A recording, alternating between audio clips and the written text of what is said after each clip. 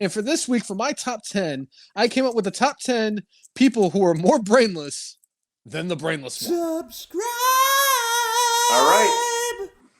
I know you've been waiting for a long time for a list like this, Cousin Jay. I mean, I wasn't sure where this list was going to come from this week. I wasn't sure if it was going to be the top 10 people you want to see Tony Khan sign at Full Gear. I wasn't sure if it was going to be the top 10 announcements that are not exciting that Tony Khan could possibly make in the next decade or the next minute. That you would be less excited about than anything. I mean, like I said earlier, his next announcement is that water is wet. Thank you for that. I now have my top 10 list for next week will be Tony Khan announcements. Yes. Future announcements, just like the future lies of Hulk Hogan. But let's get to this week. Yeah. The top 10 people more brainless than the brainless one. Number 10, Becky Lynch on Jeopardy. Yeah. Yeah. Number 9, Santino Marella during Tea Time with Santino. Because you beat him? Because he just kept putting his foot in his mouth every time with Sheamus, and it was just classic. I had to put that in there just because it's Tea Time with Santino, and it's excellent. Yes. Number 8, McDonald's employees. Now, not too many people know this, why this is on my list. And Cousin Jay does, because I sent it out this earlier. So this morning I was running for DoorDash, and I was at McDonald's, and it happened to be my first stop of the day. And I rolled up, and a lot of people might know this, but the McRib is back. At least here in Hampton Roads. I don't know if it's like, if they do it like different areas or nationwide or whatever it is, but the McRib is back. And luckily for me, I'm glad that the people at the McDonald's, I'm not going to say specifically which one, I'll tell you it was in Newport News. And it really makes me question the intelligence of the people in Newport News and the education system here in Newport News. But they said the McRibs is back. McRibs, pluralized, is back. Now, Cousin Jay, I know that you and I have discussed this at great length about the fact that I went and got my education from Bristol Eastern High School. The diploma is somewhere in this house. I don't know where it is. It's probably, somewhere where it should be, in the trash or the toilet or something like that. But I'll tell you what, that sign made me feel smart. And that says a lot. So McDonald's employees is number 8 on my brainless. Number 7, Virginia drivers. Okay. I really don't even need to go into any more detail because they're just...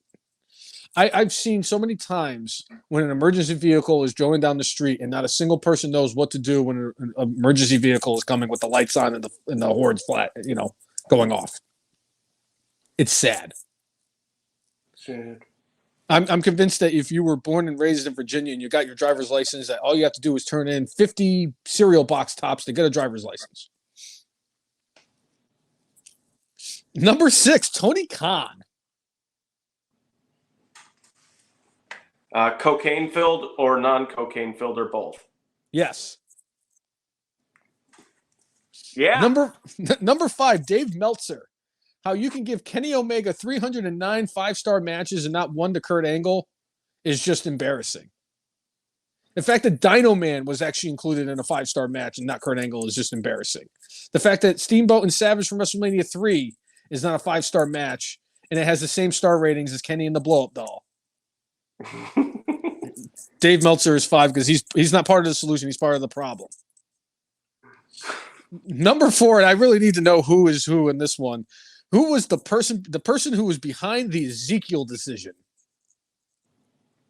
Hey, pal. When they ruined Elias and made him Ezekiel. When they made him Cousin Larry from Perfect Strangers. Number 3, if you like Tony Khan at 6, you got to love the fact that Shad Khan, his dad, is number 3. Because anybody who would give his... what's the word I'm looking for? Chaotic, loose cannon of a son a shit ton of money so he can go out and play real wrestler, or play with his real life action figures and book it wrestling like it's just terrible? Shad Khan, you're number 3. Number 2, the left.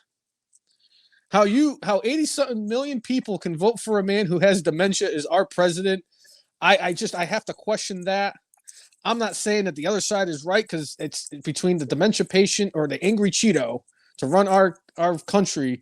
For the love of God, Dwayne, if you're listening to me, please run for president in 2024. Because The Rock would win and he would lay the smackdown on both of their candy asses. I would love to see a debate with The Rock, and if he pulled out, it doesn't matter what your name is. To any of them. It doesn't even matter who. I'd laugh my ass off if he did it to Nikki Haley. Who? Or if he did it to, Chris Christie. Could you imagine Chris Christie going up against The Rock? Oh my God, I'd pay money for that. That would be the greatest thing ever. The Rock versus Chris Christie versus Triumph the Insult Comic Dog. Yes. Chris Christie falls to the stage. I still think about it and it makes me crack up. Just randomly, I think about him falling through the stage and it makes me almost pee myself. But Cousin Jay, that is 2 through 10. Would you care to venture a guess who is the most brainless of all the brainlesses that are more brainless than the Brainless One? If you know me as well as you do, if you had to take a guess. I mean, I think I got to go with the Bucks. Close. It is a football team, but not the Bucks. See what I did there? And it's not even a football team. It's a fandom of a football team, and that goes to New York Jets fans.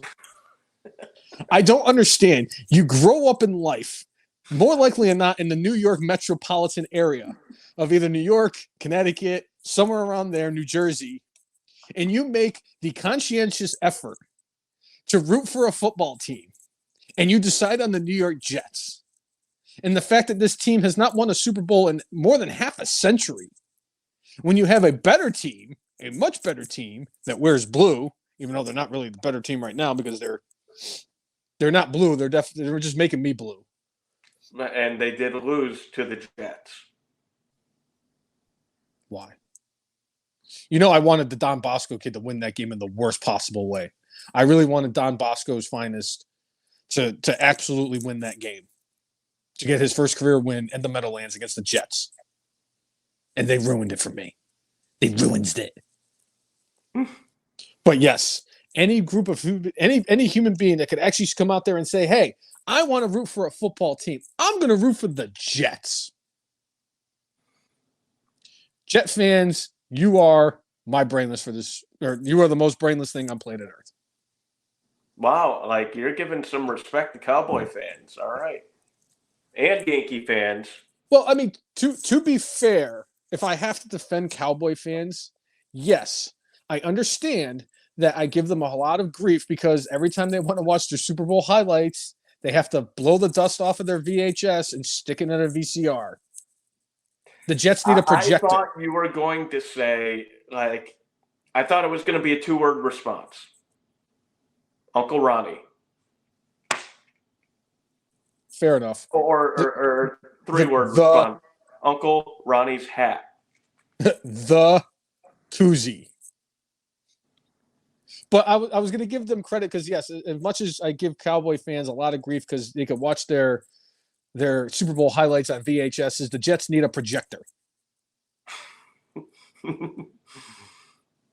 They literally have to blow the dust off of their Super Bowl highlights, whatever the hell it is, real. Chris Brown chiming in. I'm going to be a fan of a guy who sat in the fucking dark before deciding to sign with us. He's not wrong. Oh, Aaron Rodgers. Dark again. He brings the darkness. He should come out to Baron Corbin's old song. Yeah. I bring the darkness. I'm not. Oh, no. I'm just going to stop. Thank you. Before I completely obliterate it.